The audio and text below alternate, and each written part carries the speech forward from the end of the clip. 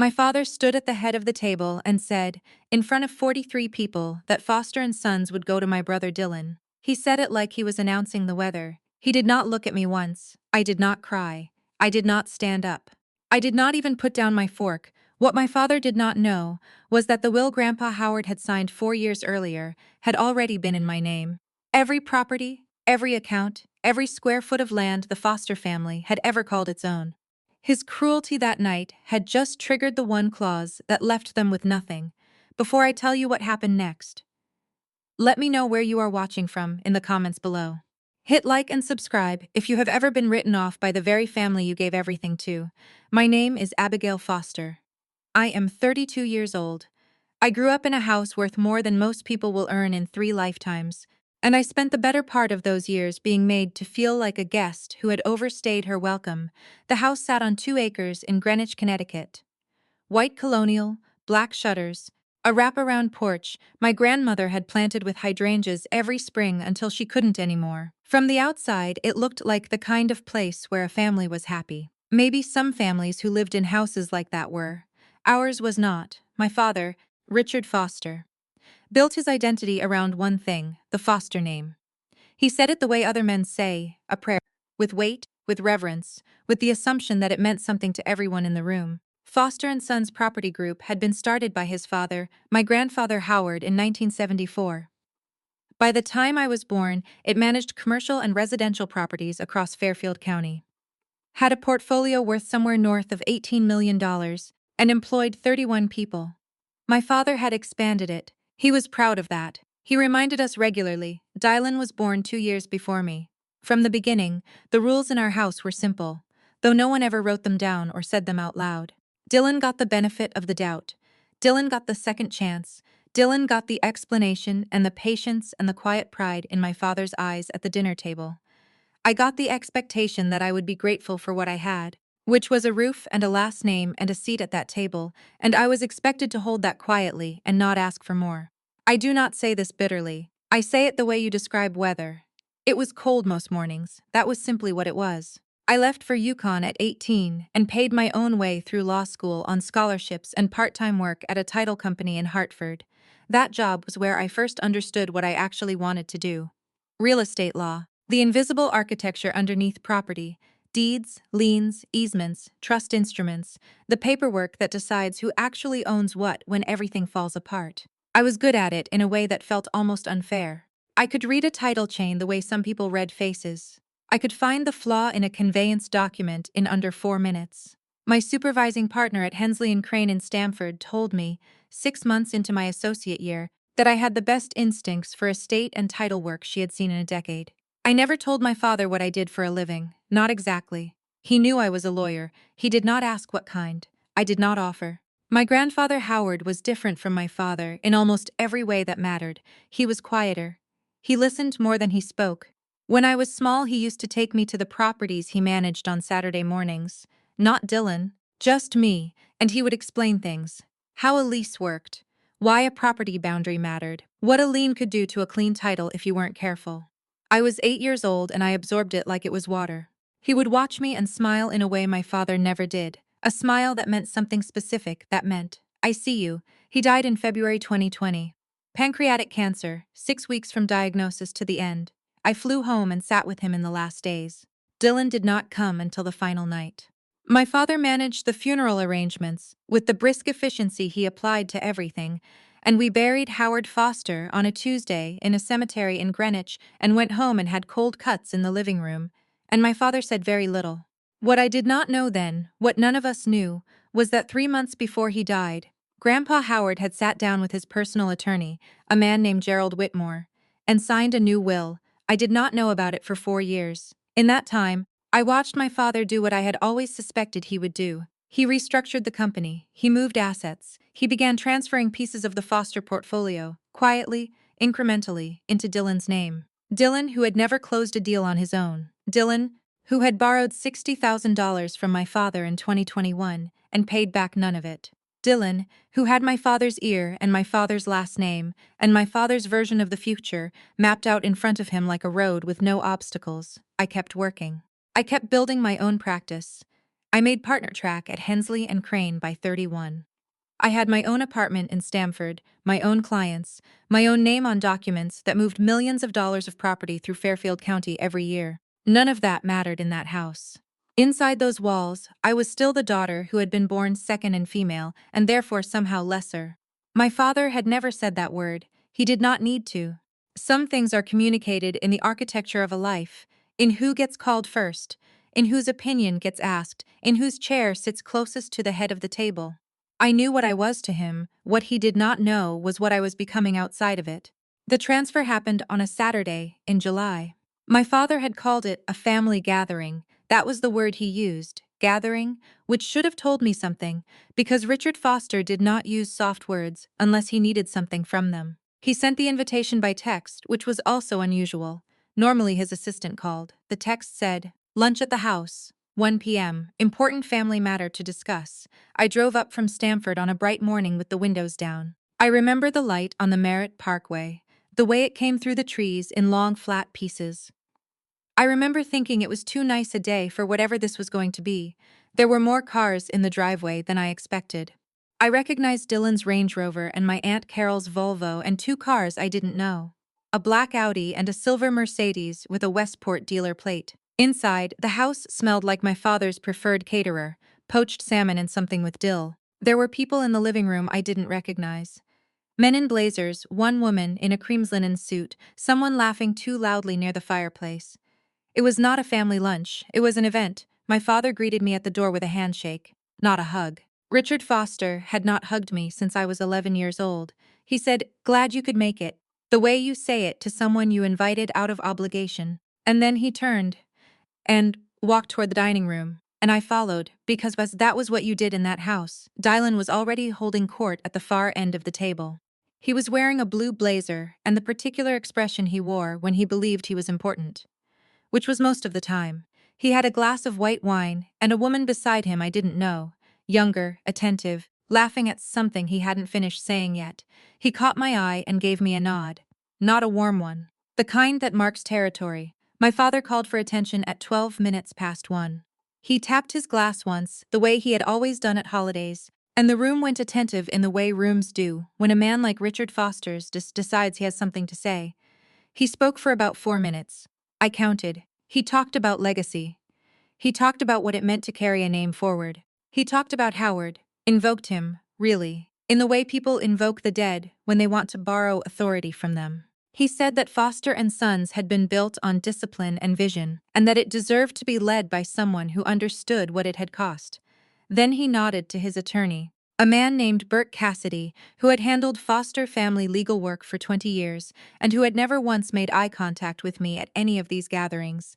And Bert produced a document and laid it on the table, a deed of conveyance, a corporate transfer agreement, and a restructured operating agreement for Foster and Sons Property Group, reissued with Dylan Foster listed as sole managing partner. My father signed them one at a time. Dylan signed beneath him. Someone took photos on a phone. People applauded. My Aunt Carol dabbed her eye.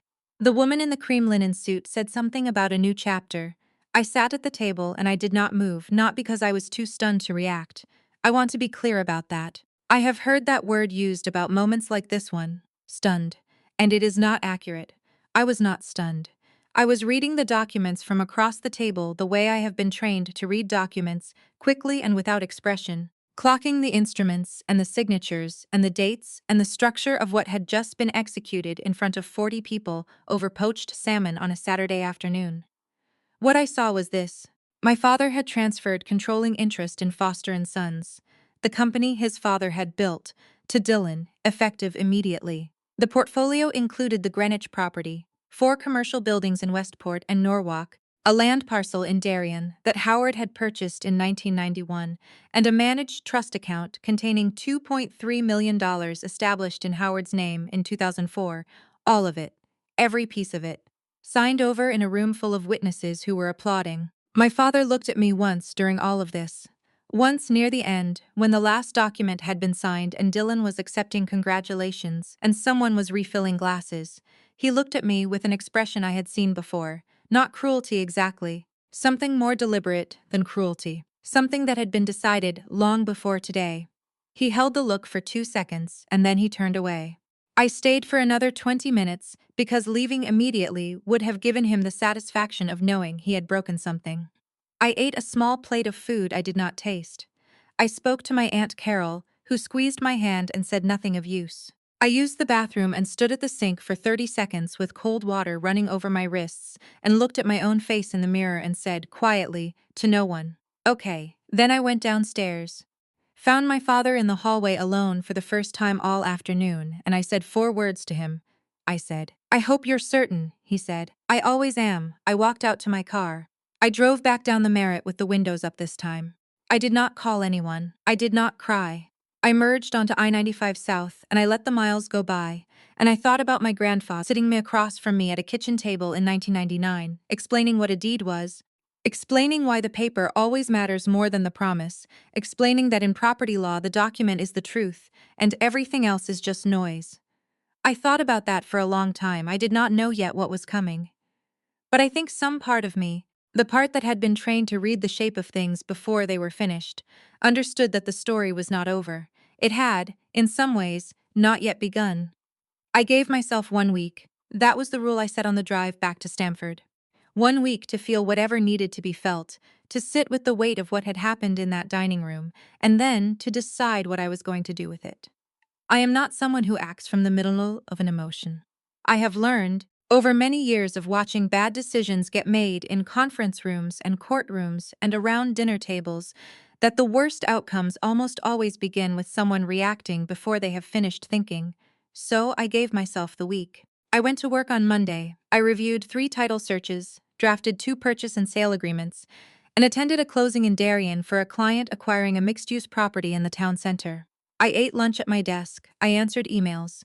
My paralegal, a sharp woman named Renata, who had worked with me for 3 years and could read my moods with uncomfortable accuracy, looked at me on Tuesday afternoon and said, "You're quiet," and I said, "I'm fine," and she said, "Okay," in a tone that meant she didn't believe me but respected the boundary. At night, I went home to my apartment on the 7th floor of a building on Atlantic Street.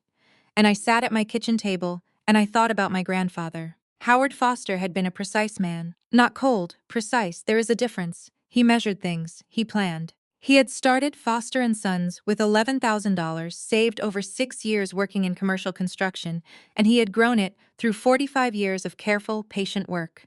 He did not make large bets. He made good decisions, repeatedly, over a long time. That was the whole of his philosophy, and it had made him a wealthy man, and more importantly to him, a man who could look at what he had built and know that it was solid. He had also, I knew from my years in estate law, been meticulous about documents. I thought about that. I thought about the fact that Howard Foster, a man who had kept records of every property transaction he had ever made in physical binders, organized by year going back to 1974, had died without anyone ever producing a will. My father had handled the estate. The company had transferred to Richard's control under an operating agreement that predated Howard's death. There had been no formal probate proceeding that I had ever been told about, no filing in Fairfield County Probate Court that I had ever seen referenced.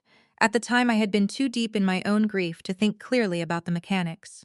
Now, sitting at my kitchen table 3 years later, with the specific kind of clarity that comes after a long drive and a very bad afternoon, I thought about it quite carefully. On Wednesday morning, I called the Fairfield County Probate Court and requested a search of filed estate records for Howard James Foster. Date of death February 14, 2020. The clerk called me back in 2 hours. There was a filing, a small one, an affidavit of surviving heir filed by Richard Foster in April 2020, asserting that Howard had died intestate, no will, no formal administration. The affidavit had been accepted and the estate had passed by operation of Connecticut intestacy law to Richard as Howard's surviving son, died intestate. No will. I sat with that for a moment. Howard Foster, who kept binders. Howard Foster, who had explained to me at age 8 what an easement was and why you always put things in writing. Howard Foster, who had looked at me across a kitchen table with that specific smile that meant I see you, no will. I did not reach any conclusions that day. I am careful about conclusions. But I opened a new document on my laptop, and I started a list of things I wanted to verify. And the first item on that list was the name of Howard's personal attorney, not Bert Cassidy, who worked for my father. but the man Howard had used separately for his personal affairs, whose card I had seen once in a kitchen drawer years ago, and whose name I could almost remember, Whitmore. Gerald Whitmore. I was nearly certain. I spent Thursday running the name through the Connecticut bar directory and found him. Gerald A. Whitmore, solo practitioner, retired 2022, formerly of Whitmore Law Office in Old Greenwich. I found a phone number through a forwarding service listed on his old bar registration. I left a message. I said I was Howard Foster's granddaughter and that I had a question about his estate.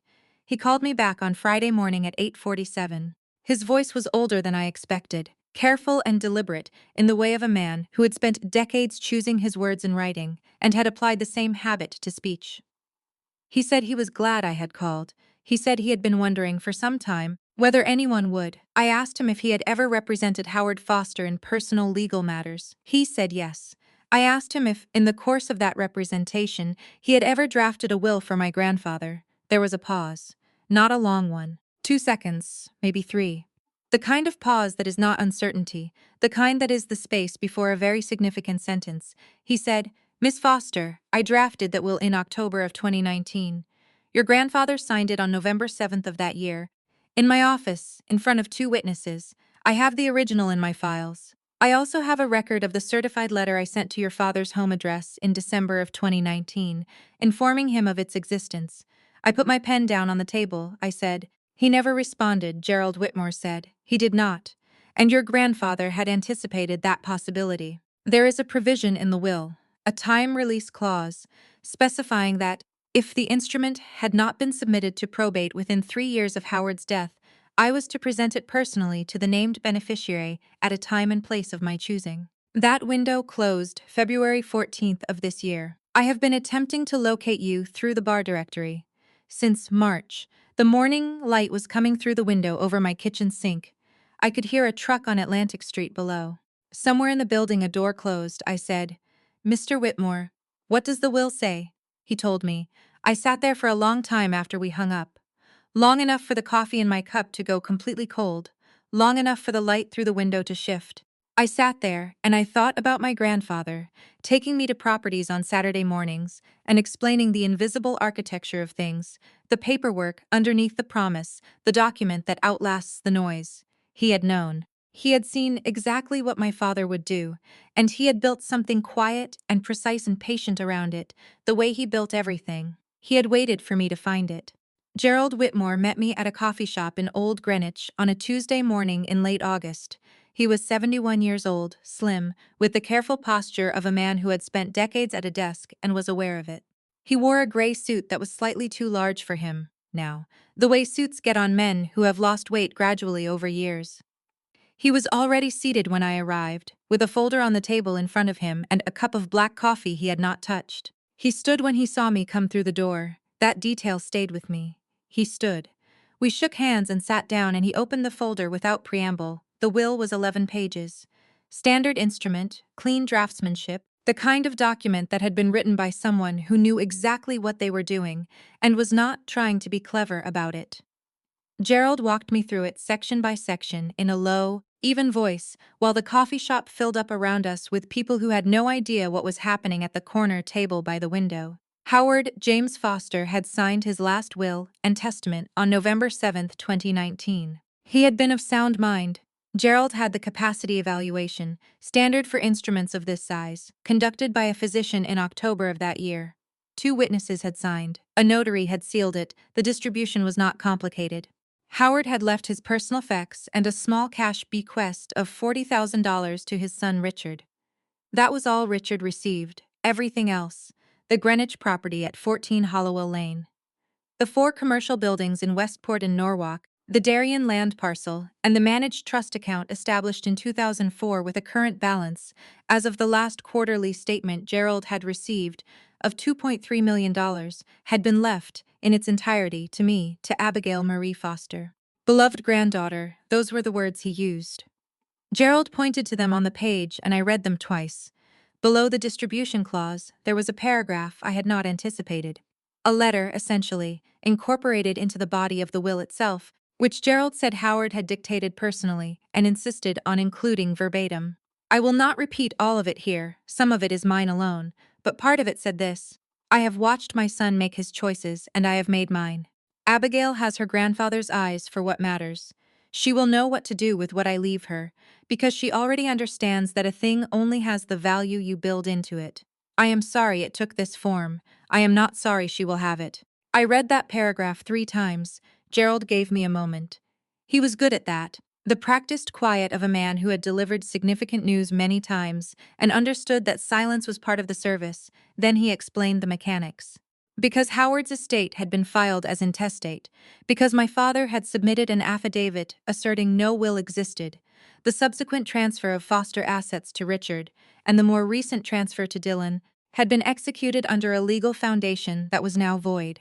The intestacy filing was fraudulent. The certified letter Gerald had sent to my father in December 2019, informing him of the will's existence, was proof of prior knowledge. Richard Foster had known about this will for nearly 4 years and had chosen to bury it. Every transfer that followed, every signature, every deed, every restructured agreement, including the one executed in that dining room in July, had been built on that fraudulent foundation. In Connecticut, knowingly concealing a will is a criminal offense under General Statutes Section 45A 289. It carries a fine and up to 5 years imprisonment.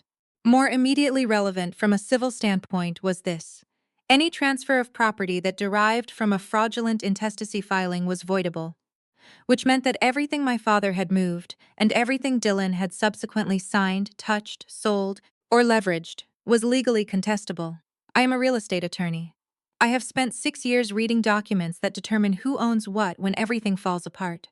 I understood, sitting in that coffee shop in Old Greenwich with Gerald Whitmore's folder open on the table between us, exactly what I was looking at. I was looking at the entire Foster portfolio. Every piece of it, returned by law to me. I asked Gerald how he wanted to proceed. He said that was my decision entirely. He had fulfilled his obligation to Howard by locating me and presenting the instrument. What happened next was mine to direct. He said it plainly, without drama, the way you say something that has been true for a long time. I told him I needed a few weeks to prepare. He said he had been waiting 4 years. A few weeks was nothing. I drove back to Stamford and sat in the parking garage of my building for 11 minutes before going upstairs. Not because I was overwhelmed, because I was thinking. I was building the sequence in my head the way I build every complex transaction, backwards from the outcome, identifying each step, each document, each point of leverage. My grandfather had left me a legal instrument of extraordinary power. But an instrument is only as effective as its execution. I had watched enough estate disputes in my career to know that the difference between a clean outcome and a decade of litigation was almost always preparation, timing, the selection of the right moment. I thought about Thanksgiving. My father had hosted Thanksgiving at the Greenwich House every year for as long as I could remember. He would not cancel it. Canceling would mean acknowledging disruption, and Richard Foster did not acknowledge disruption. There would be family. There would be business associates. There would be the people who had stood in that dining room in July and applauded. There would be witnesses. I called my supervising partner at Hensley and Crane that afternoon and told her I needed to bring her into something personal. She listened for 40 minutes without interrupting, which told me she understood the weight of it. When I finished, she said, "How much time do we have?" I said. "Thanksgiving is November 23rd, she said. Then we get to work." September arrived and Dylan began dismantling things. I do not think he understood what he was doing, not fully. Dylan had always been better at receiving than at managing. He had the instincts of an heir without the discipline of an operator, which is a particular kind of dangerous when you hand someone an $18 million portfolio and tell them it belongs to them. He moved fast, the way people move when they are afraid that if they slow down someone might take the thing back. The first thing I noticed was the Norwalk building. It was a 4-story commercial property on Weston Avenue that Howard had purchased in 2003 for $840,000 and had held without interruption for 20 years, fully tenanted, generating steady income. Dylan listed it with a broker in late August at a price 11% below market value. I saw the listing because I set up alerts on every address in the Foster portfolio the week after I met Gerald Whitmore. The listing went live on a Wednesday. By Friday there was an accepted offer. I noted it in my file and said nothing. The second thing was the trust account. Dylan had petitioned the trust administrator, a small private bank in Greenwich that Howard had used since 1998 to restructure the disbursement schedule. Howard had set the trust to release funds in annual tranches, a conservative instrument designed to preserve principal. Dylan wanted a lump sum distribution. The bank pushed back, as banks do. Dylan called my father, who called the bank's senior relationship manager, a man who had known Richard Foster for 15 years and owed him several favors that had never been formalized on paper. The restructuring was approved in late September, $2.3 million, accessible on demand. I noted that too. The third thing was the Darien parcel. Howard had bought that land in 1991 for reasons he had explained to me once on one of our Saturday morning drives. It was 11 acres of undeveloped land in a residential corridor, landlocked at the time but adjacent to a town road that Howard had predicted, correctly, would be extended within a decade. By the time I was sitting in Gerald Whitmore's folder reading my grandfather's will, that parcel was worth somewhere between $3 and $4 million, depending on who was doing the appraisal and how motivated they were to be accurate. Dylan contracted with a developer in October. Not a sale, a joint venture agreement, which was in some ways worse. It brought in a third party with its own rights and its own money already committed before anyone could stop the transaction. The developer was a firm out of Stamford I recognized. I had seen their name on 3 other deals in the county that year. They moved quickly, and they did not ask many questions, which in my experience meant they had learned not to. I sat in my office at Hensley and Crane on a Thursday evening in mid-October and looked at my notes and thought about the shape of what Dylan was doing. He was not strategic, he was reactive. He was spending and leveraging and restructuring because he had been handed something large and was afraid of it and could not admit that even to himself, so instead he kept moving, kept signing, kept making noise that sounded like confidence, but was actually the sound of someone trying to outrun the thing they did not understand. My father was letting him. More than letting him. Encouraging him. I knew this because my Aunt Carol, who had a complicated relationship with Richard that involved genuine love and genuine fear in roughly equal measure, called me in early October and said, carefully, that she was worried about some of the decisions being made. She did not say more than that. She did not need to. What bothered me, sitting with my notes that Thursday evening, was not the speed. I had expected speed. What bothered me was the Darien parcel specifically, because that joint venture agreement, if executed before Thanksgiving, would create a complication. A third-party developer, with committed capital and a signed agreement, had rights that could survive a title challenge, depending on how the instrument was drafted and whether they could claim good faith purchaser status. I needed to look at that agreement. I called a contact at the Stamford Land Records office the next morning. Deeds and instruments affecting real property in Connecticut are recorded publicly within a required window after execution.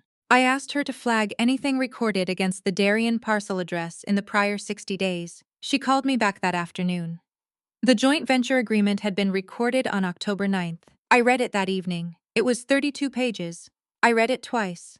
On the third page, there was a representations and warranties clause, in which Dylan, as transferring party, had warranted that he held clear and unencumbered title to the parcel, free of any competing claims or instruments. He had warranted clear title to land he did not legally own, on the basis of a transfer derived from a fraudulent intestacy filing to a third-party developer who had committed capital in reliance on that warranty. That was not just a civil problem. That was wire fraud adjacent. Possibly worse, depending on how the federal statutes landed. I forwarded the document to my supervising partner with 3 words in the subject line. Look at page 3. She called me back in 20 minutes.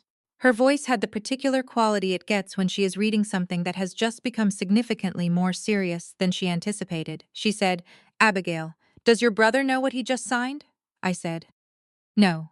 I don't think he does, she said. Good. Because this just became a criminal referral as well as a civil action, and I want him exactly where he is. Committed and unaware, until we walk into that house on November 23rd. I agreed. I said nothing to Dylan. I said nothing to my father. I did not respond to the text my father sent in late October inviting me to Thanksgiving dinner for 3 days. When I finally replied, I kept it to 4 words. I'll be there, Abigail. He did not respond to that either. In early November, I called Gerald Whitmore and told him the date and the address, and asked if he would be willing to come in person. There was a pause, and then he said something that I have thought about many times since. He said, "Your grandfather asked me, at the signing, whether I thought the clause would ever be triggered. I told him I hoped it wouldn't need to be. He said, 'Gerald, it will need to be. But she'll be ready when it is.' I asked Gerald if he believed that. He said, 'I believe it now.'" We confirmed the time for 6:30 in the evening, which was when my father always called the table to order at Thanksgiving. I hung up and sat at my desk and looked out at the November sky over Stamford, flat and gray and utterly indifferent. 4 weeks. Dylan found out I had been asking questions in the second week of November. I do not know exactly how. My best guess is the Land Records Office. Someone mentioned a request on the Darien parcel. The name got back to the broker Dylan was using.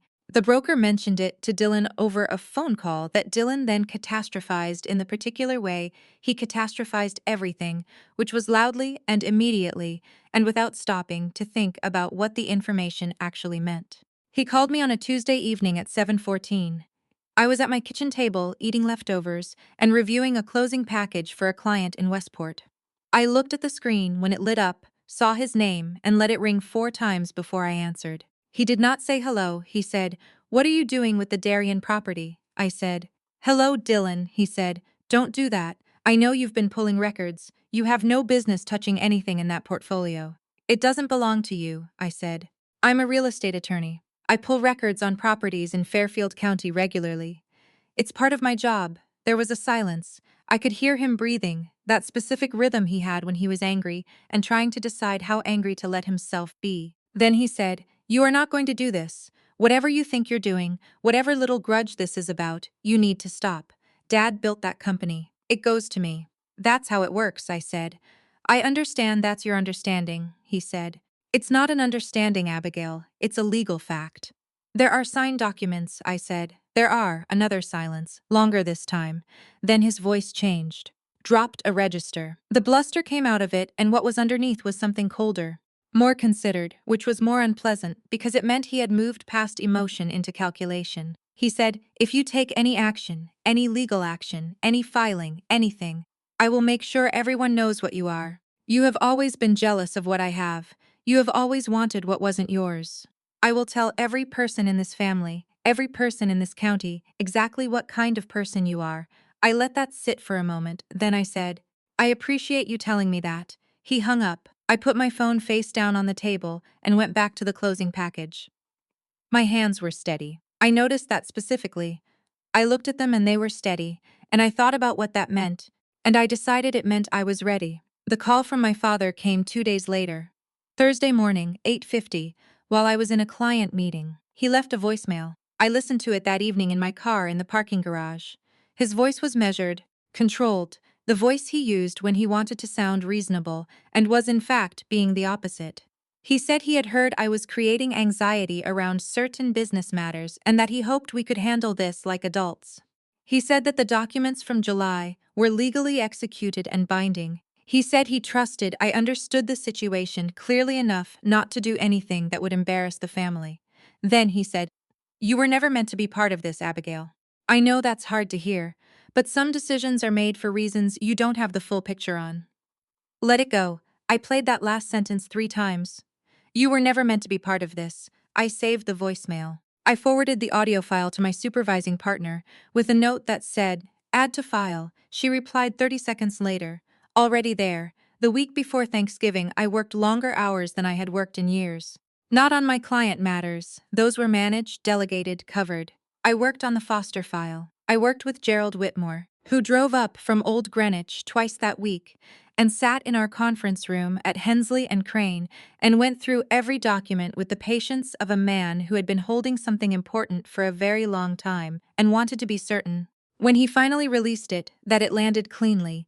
We built the package with the precision of a title closing, because that is essentially what it was. The original will, certified copies, Gerald's contemporaneous file notes, the certified mail receipt from December 2019, proving delivery to my father's address, the probate court affidavit Richard had filed asserting intestacy, the chain of transfers that followed, the Darien joint venture agreement with its fraudulent warranty clause, the trust restructuring approval, the Norwalk sale, every document in sequence. every link in the chain that connected my father's original fraud to Dylan's subsequent transactions. Clean, organized, devastating in the way that only paperwork can be devastating. Not with noise, but with permanence, my supervising partner, whose name is Catherine Reyes, and who has 30 years of estate and property litigation behind her, and the specific fearlessness that produces, reviewed the complete package on the Wednesday before Thanksgiving and sat back in her chair and said, "This is one of the cleaner cases I have seen. Your grandfather built this well," I said. "He built everything well." She said she would attend on Thursday evening as my counsel of record. She said she would bring one associate. She said to let Gerald handle the presentation of the instrument, because he was the originating attorney and his presence established chain of custody in a way that was important. She said I should not speak until after the will had been read aloud, and when I did speak, I should speak quietly. I said I was planning to. On Wednesday evening, I drove to Greenwich and parked on the street outside the house, at 14 Hollowell Lane, for a few minutes. The hydrangeas my grandmother had planted were bare now, cut back for winter. The lights were on inside. I could see movement through the dining room window. Someone setting the table, the good china, the way my father always insisted on for Thanksgiving. Building the stage, same as always. I thought about my grandfather buying that house in 1978. I thought about him walking through these rooms, building something solid and patient and real, intending it to last. I thought about him in the fall of 2019, already sick, sitting across from Gerald Whitmore and dictating words into a document that would wait 4 years to be spoken. I thought about Dylan in there right now, with his wine and his signed agreements and his absolute certainty that the story was already finished. I put the car in drive. I went home and I slept well. The thing about overconfident people is that they cannot help themselves. I have observed this in 15 years of legal work, in clients, in opposing counsel, in the parties on the other side of transactions who believe the deal is already done and begin behaving accordingly before the ink is dry. There is a specific kind of mistake that only confident people make, which is the mistake of moving too fast because they believe the outcome is settled. They stop checking. They stop verifying. They sign things they have not fully read, because why would you read something carefully when you already know how it ends? Dylan made that mistake on the Monday before Thanksgiving. I found out because the Darien developer's attorney filed an amendment to the joint venture agreement in the land records that afternoon. I had the alert set. I pulled the document within the hour. The amendment was a single page, a modification to the closing timeline, accelerating the developer's capital contribution from a Q1 2024 deposit to an immediate wire transfer of $600,000 to be received by Dylan Foster personally by Wednesday, November 22nd. The day before Thanksgiving, in exchange for the accelerated payment, Dylan had granted the developer an additional 2% equity position in the venture.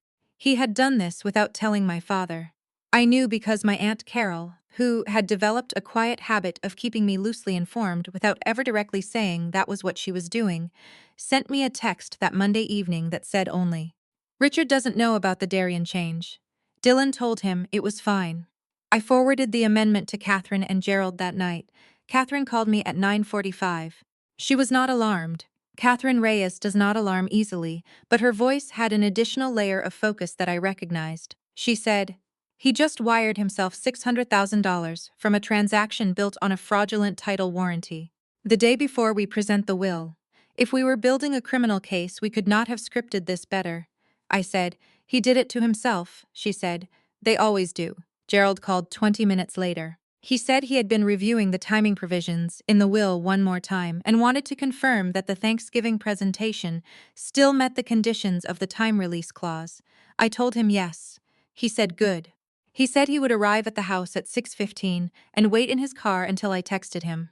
I told him to bring both original copies of the will, his complete file, and the certified mail receipt. He said, "Abigail, I have been carrying this file for 4 years. I am not going to forget the certified mail receipt." I said, "I know."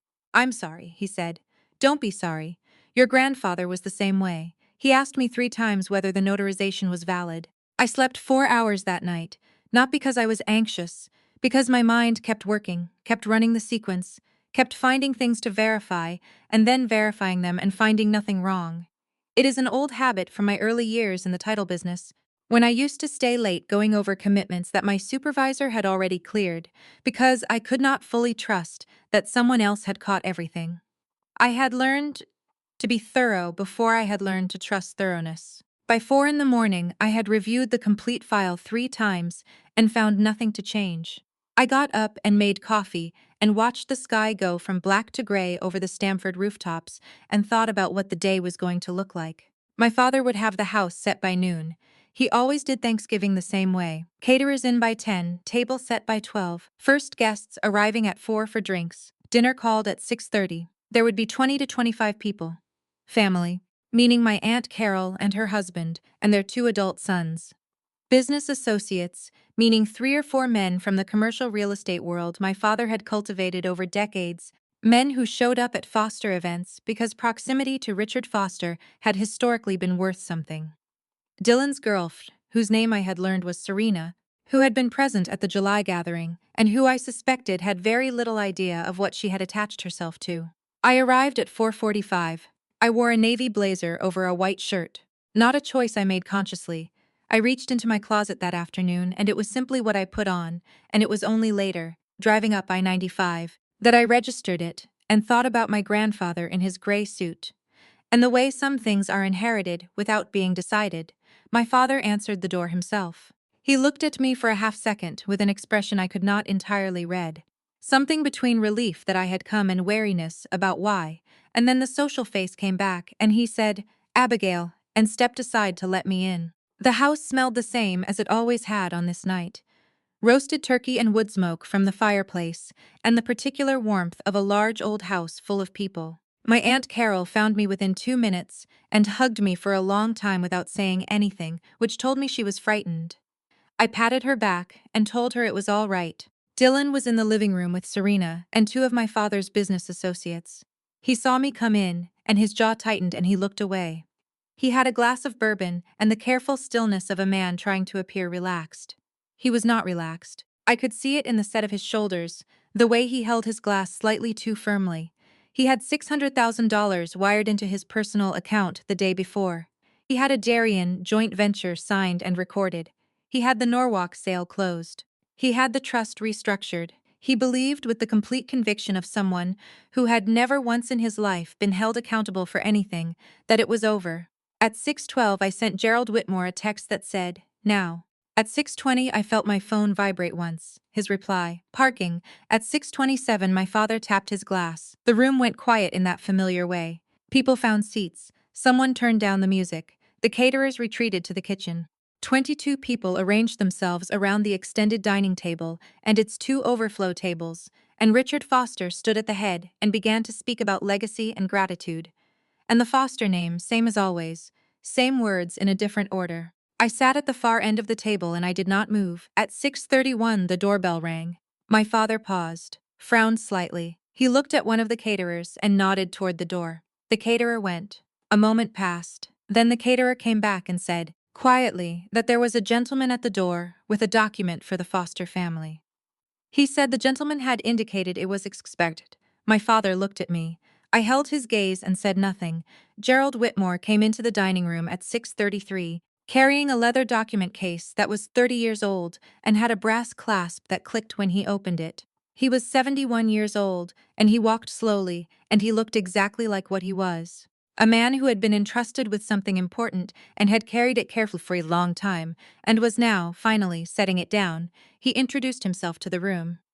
He said he was Gerald Whitmore, attorney at law, formerly of Whitmore Law Office in Old Greenwich, and that he had served as personal counsel to the late Howard James Foster. He said he was present this evening to fulfill a specific obligation under the terms of an instrument executed in his office on November 7, 2019. He said, "I have Mr. Foster's last will and testament." The room was very quiet.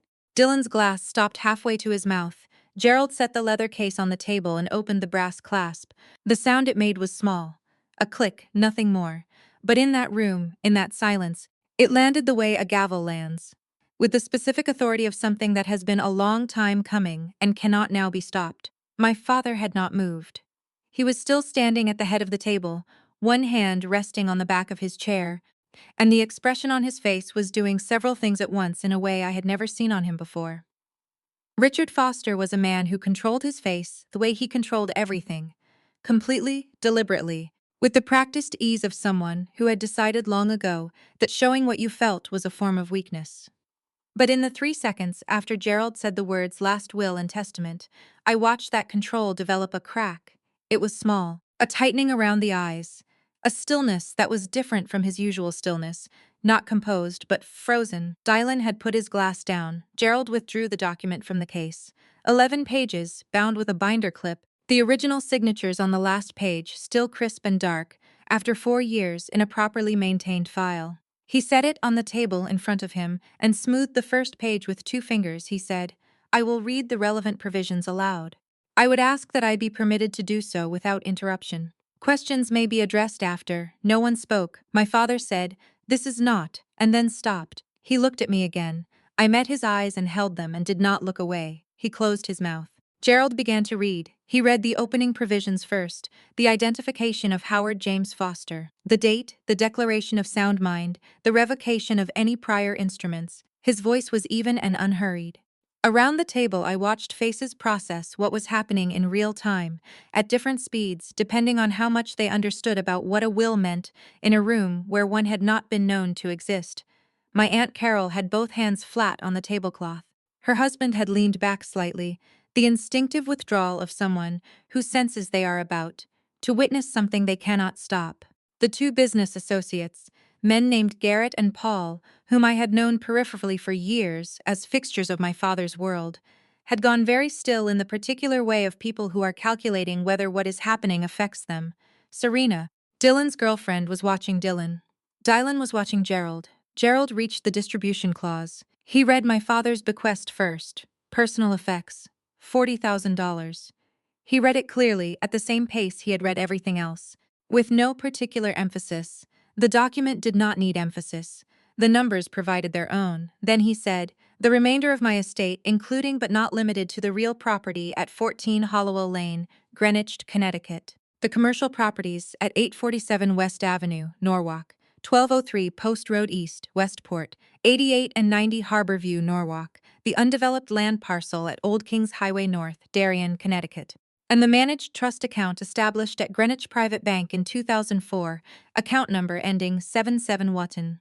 I give, devise, and bequeath in their entirety to my granddaughter, Abigail Marie Foster. He paused there, a deliberate pause, the only one in the reading. Then he said, beloved granddaughter. The room did not erupt.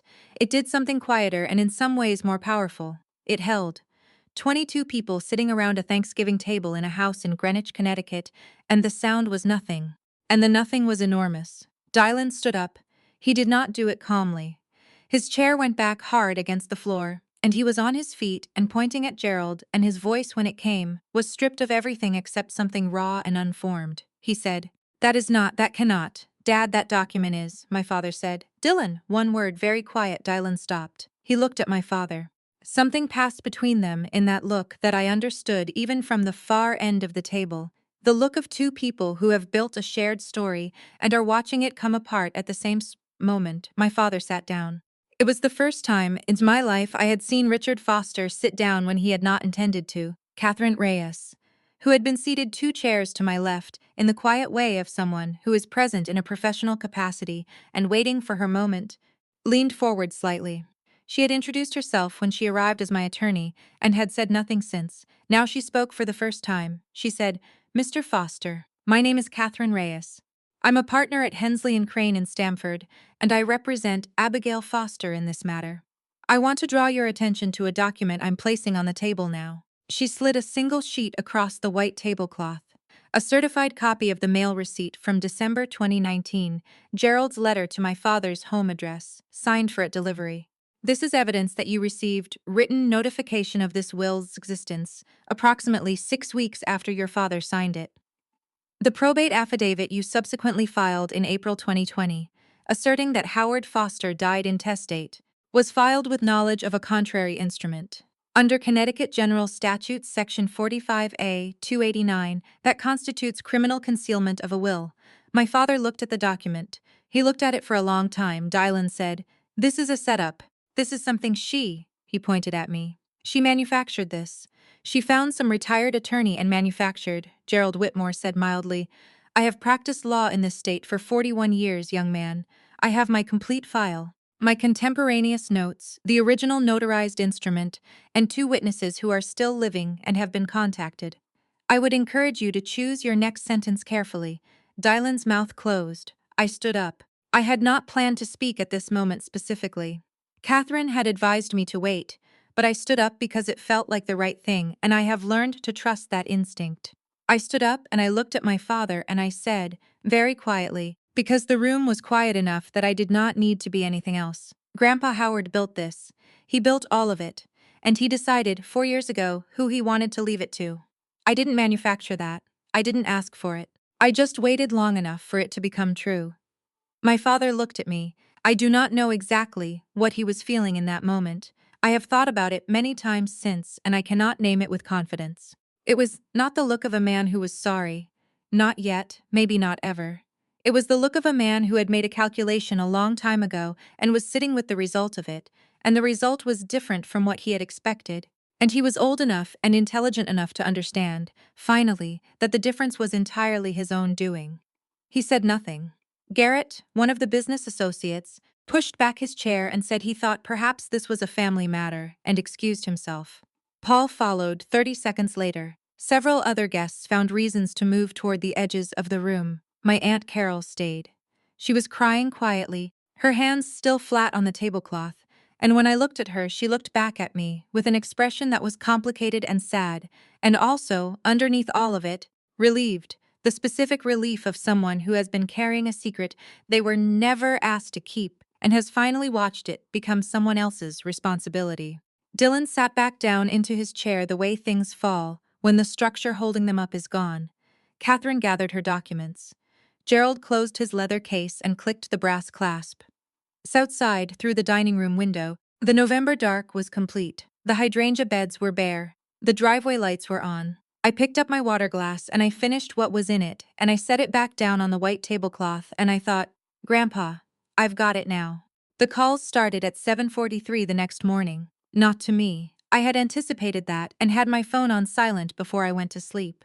The calls went to Catherine first, then to Gerald, then to a succession of people in the Fairfield County legal and real estate world who had been tangentially connected to Foster's family business and were now, in the cold light of the Friday after Thanksgiving, recalibrating what that connection meant. I found out most of this later.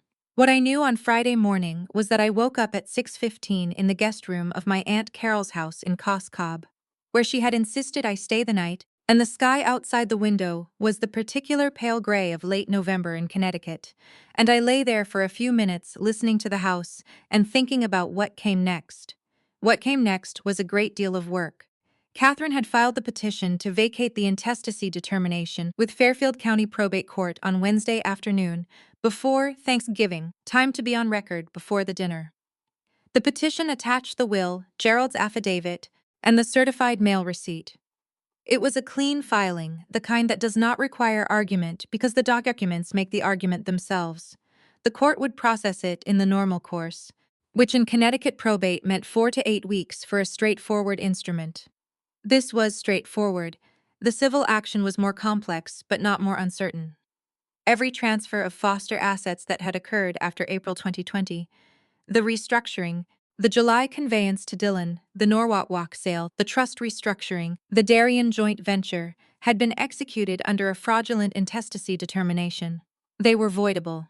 The Norwalk sale involved a third-party buyer who had purchased in good faith, which created a complication that would likely resolve in a negotiated settlement rather than a reversal. Everything else was recoverable. The Darien joint venture was the most urgent matter because the developer had committed capital and had rights under a signed agreement. Catherine had already contacted the developer's attorney on Wednesday evening, before the dinner, with a certified letter informing them that the transferring party did not hold clear title to the parcel and that the warranty clause in their agreement was therefore void. The developer's attorney had called Catherine back within 40 minutes. He was not pleased, but he was professional, and professional displeasure in real estate law almost always resolves to a negotiated outcome faster than you expect. What resolved less cleanly was the criminal matter. I had not gone to law enforcement myself. I had not needed to. The Darien developer's attorney, once he understood that his client had wired $600,000 to Dylan Foster on the basis of a fraudulent title warranty, had made his own call to the Connecticut State Attorney's Office. That call was made on Thursday evening, while the rest of us were still sitting around a ruined Thanksgiving table in Greenwich. The developer had transferred funds across state lines on the basis of a fraudulent representation. That involved federal statutes as well as state ones. I learned about the federal piece on Saturday morning when Catherine called me at 8 and said, "The FBI Financial Crimes Unit has opened a preliminary inquiry. I want you to understand what that means and what it doesn't mean at this stage." She explained it carefully, the way she explained everything, without drama and without minimizing. Dylan's wire transfer, combined with the fraudulent warranty clause and the original fraudulent intestacy filing, had created a chain of events that now involved 3 separate legal processes simultaneously: probate, civil, and criminal, each moving at its own pace. Dylan called me on Saturday afternoon. I let it go to voicemail. He called again on Sunday. I let that go too. My father did not call. On Monday, I went back to my apartment in Stamford, and I sat at my kitchen table with a cup of coffee and my laptop, and I began drafting the property management transition documents for the Foster portfolio. There was real work to do: tenants to notify, property managers to contact, the trust account to secure through the probate process, the partnership agreements at Foster and Sons to review for dissolution or restructuring. I had inherited, pending final court confirmation, an $18 million real estate portfolio that had not been properly managed for years and needed attention. That was not a problem. That was exactly the kind of work I had spent my entire career preparing for. I worked for 6 hours, and then I stopped and I ordered dinner, and I sat on my couch, and I allowed myself, for the first time since August, to simply be still. The knock on Dylan's door came on a Wednesday. My Aunt Carol told me about it afterward, not because she had been there, but because one of Dylan's neighbors had called her, which was how information moved in that particular social world. Sideways, through people who were not directly involved but were too close not to notice. 2 agents from the FBI Financial Crimes Unit came to Dylan's apartment in Westport at 9 in the morning. They had a warrant. They were there for 3 hours. They took his laptop, his phone, and 4 years of financial records. Dylan was not arrested that day. Arrest comes later after the inquiry deepens, after the documents have been reviewed and the interviews conducted, and the chain of fraud has been traced from beginning to end with the methodical patience of federal investigators who have done this many times before. What happened that Wednesday was the beginning of a process that would take months to complete, but Dylan knew what it meant. I think, in some part of himself, that he had never been willing to listen to. He had always known this was possible, known that you cannot build on a fraudulent foundation forever, that the paperwork always catches up, that the document is the truth, and everything else is noise. My father came apart more quietly. The Foster and Sons operating agreement required, under its own terms, that the managing partner hold a valid Connecticut real estate broker's license. My father's license came up for renewal in December. The license renewal required a clean disciplinary record. The state attorney's office inquiry, opened on the basis of the fraudulent intestacy affidavit, placed a hold on the renewal pending investigation. Without the license, Richard Foster could not legally operate as managing partner of Foster and Sons. The company he had spent 30 years building, and his father had spent 30 years before that building, was, effectively, frozen. He did not come to the house on Hollowell Lane after Thanksgiving. He was staying, my Aunt Carol told me, in the apartment of a friend in Stamford. I do not know if that is true, or if she was simply telling me what she knew, without telling me more than she had. It does not particularly matter. What matters is what happened on the morning of December 14th. I was at my office at Hensley and Crane when Catherine appeared in my doorway with a single sheet of paper. She handed it to me without a word. It was a printout of a court filing, a voluntary dissolution of the Foster and Sons operating agreement, signed by Dylan Foster, effective immediately. Below it was a secondary filing, a deed of conveyance, executed under the supervision of Dylan's newly appointed criminal defense attorney, transferring all remaining Foster properties back into the estate pending probate resolution. Not a fight, not a counterfiling, not a deposition or a discovery battle, or the long, expensive grinding machinery of contested litigation, just a signature. Just the paper, Dylan's attorney had looked at the documents the same way I had looked at them in August, and had reached the same conclusion I had reached, which was that there was no version of this that ended well for Dylan if he continued to contest it. The only remaining question was how much worse it got, and that was entirely within Dylan's control, and his attorney had evidently been persuasive enough to make him understand that. I sat at my desk and read the filing twice. Then I put it in the Foster file and I went back to work. 14 months later, I am sitting at the kitchen table in the house at 14 Hollowell Lane. It is a Sunday morning in January. The hydrangeas outside the window are covered in frost, the same ones my grandmother planted and tended for 30 years, cut back and dormant now, but still rooted, still there. I have a cup of coffee and a stack of property management reports and the particular quiet of a large house that is, for the first time in my memory, entirely my own. I want to tell you what happened to everyone, because I think you deserve to know how it ended. Dylan pleaded guilty in October to 1 count of wire fraud and 1 count of making a false representation in a real estate transaction. His attorney had negotiated the plea down from 4 counts, which I was told involved extensive cooperation with the federal inquiry into the original intestacy filing. He received a suspended sentence of 18 months, 3 years of supervised probation, and a permanent bar from holding a real estate license in Connecticut. He was required to make restitution to the Darien developer. The $600,000 plus interest and legal fees, which came to just over $712,000. He does not have that money. He is paying it back in monthly installments that will take him 11 years to complete, assuming he does not default. He lives in a 1-bedroom apartment in Bridgeport. I do not know what he does for work. We have not spoken since Thanksgiving night. My father was not charged criminally. The state attorney's office reviewed the concealment of will matter and determined that the statute of limitations, combined with evidentiary complexity, made prosecution unlikely to succeed. I do not have strong feelings about that outcome. The criminal process was never the point. What happened to my father through the civil process was, in its own way, more complete than anything a courtroom could have provided. His real estate broker's license was suspended pending the disciplinary investigation and was ultimately revoked in March for conduct unbecoming. The specific language the licensing board used, which I have read several times, because it is accurate in a way that feels almost literary. Without the license, without the company, without the portfolio, Richard Foster lost the thing that had always mattered most to him, which was not money and was not property, but was the particular identity he had built around the Foster name and what he believed it signified. He lives in a 2-bedroom apartment in Norwalk. He is 63 years old. He has his health and his sister and whatever version of himself he is able to construct from the pieces of the one he built and lost. My Aunt Carol sees him occasionally. She tells me he is managing. I take her at her word. He has not called me. I have not called him.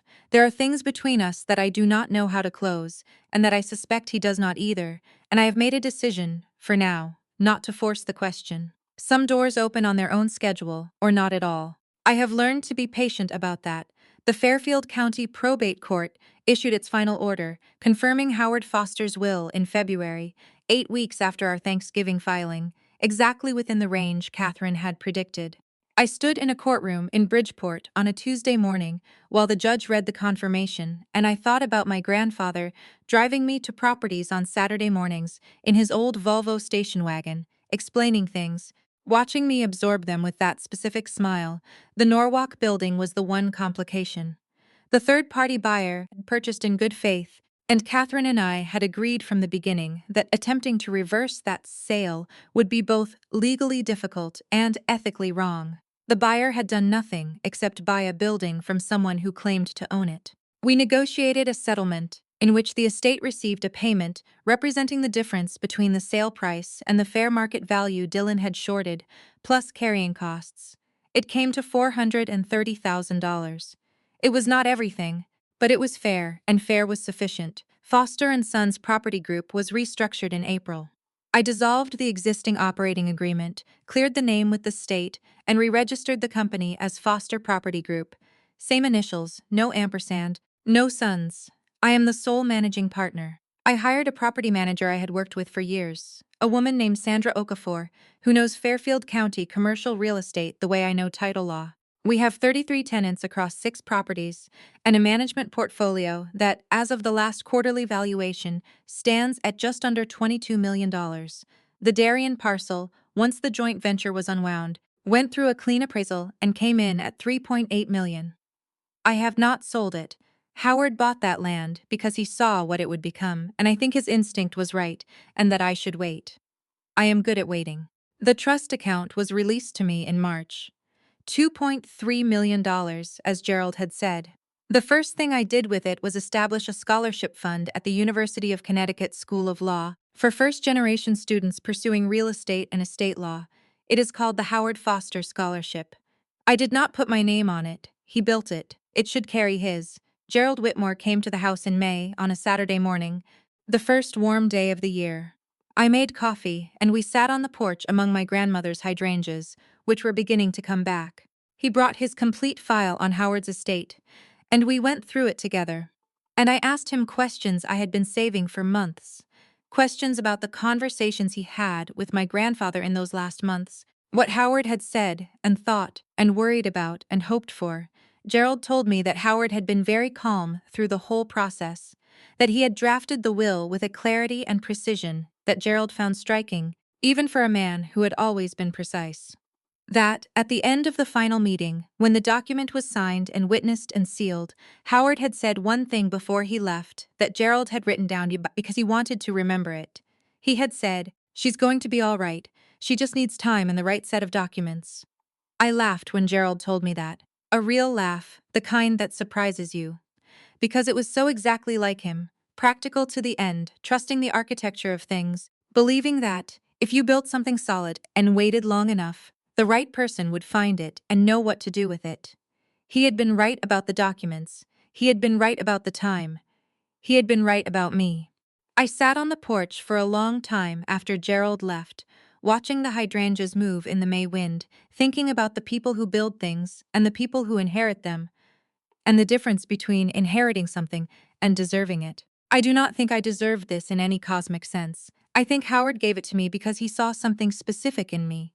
Not virtue, exactly, but a particular kind of attention, the kind that notices the invisible architecture underneath things and understands that the paperwork is not the bureaucracy of life but the bones of it. I am trying to be worth what he saw. There are mornings when I come downstairs in this house and stand in the kitchen and feel the weight of it. Not the financial weight, though that is real, but the other kind, the weight of being the person who carries something forward. Howard carried it. My father was supposed to carry it and chose a different path. Now it is mine. I do not know what I would say to my father if we spoke. I have rehearsed versions of it, and they all sound wrong, too neat, too resolved. Real things are rarely resolved. They are simply continued under different terms. What I know is this. I come from a man who believed in building things that last, who wrote his intentions into a document and trusted the document to outlast the noise, who looked at a granddaughter that everyone else had decided did not matter and decided, quietly and permanently, that she did. That is what I carry. That is what I am trying to deserve. The frost is melting on the hydrangeas now. The morning light is coming in through the kitchen window the way it always has in this house. The way it came in when my grandmother was alive, and my grandfather was driving me to properties on Saturday mornings, and the world was still being built around me without my knowing it. I pick up my coffee and my property reports and I get to work. If there is one thing I want you to take from Abigail's story, it is this. The people who dismiss you are not seeing you clearly. They are seeing themselves, their own fears, their own limitations, their own need to diminish what they cannot control.